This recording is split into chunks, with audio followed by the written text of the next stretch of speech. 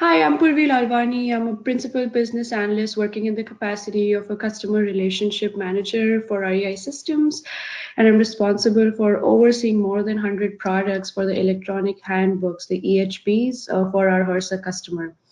I work on the release and delivery manager across a variety of REI teams, ensuring that product delivery is on track, software updates are made in a timely manner, and all of the program and policy requirements are in place across EHBs.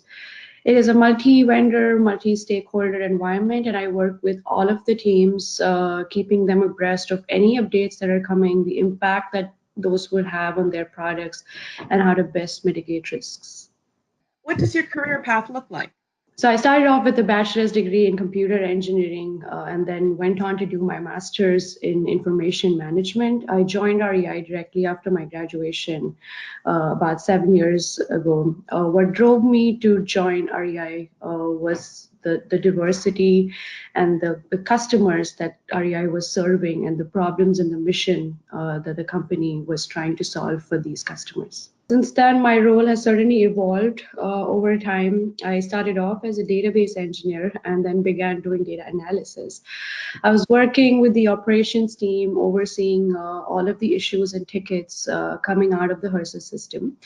Within 10 months, however, I did transition into a full-time data analyst role, working on site with the HRSA customer.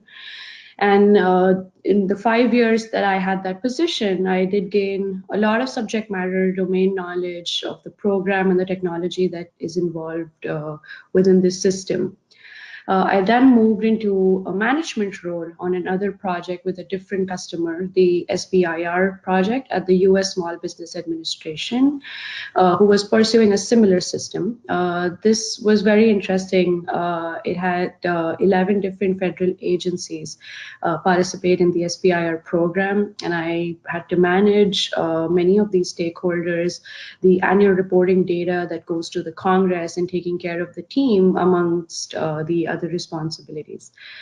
So then I moved back. So when a management opportunity recently opened back on the HRSA project, I moved back over to that customer.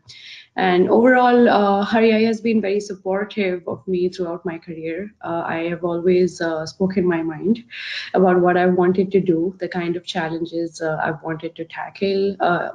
My managers have been open to letting me try different roles, experiment, and in helping me succeed.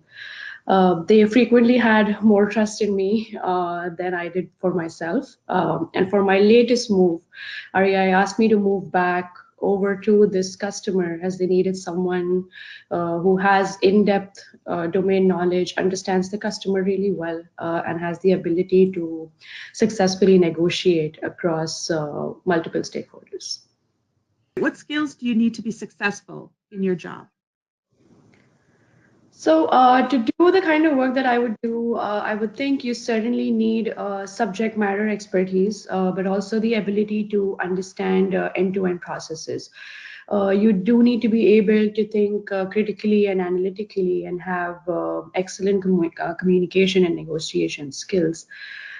Each day in my role is different, particularly in my current project, as it has so many dynamic requests and last minute urgencies that we have to deal with, given that it's a multi-vendor, multi-stakeholder environment.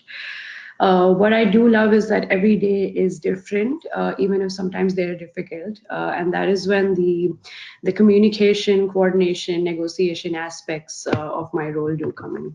All right. Can you give me an example of a recent situation that you had to deal with?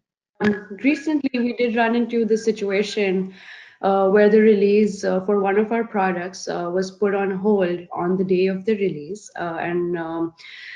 From a policy perspective, it was critical for these functionalities to be rolled out by a certain date. However, the release was approved with a condition that had to be lifted and approved by another stakeholder, another office that was required to provide this approval for us. And they weren't available on the day of the release. So it was almost close of business, but we managed to huddle internally with the REI team to understand the urgency. We involved the bureau, the technology stakeholders, prepared a plan and called for an urgent meeting. And we presented our options and the risks involved in not being able to go into production with this product.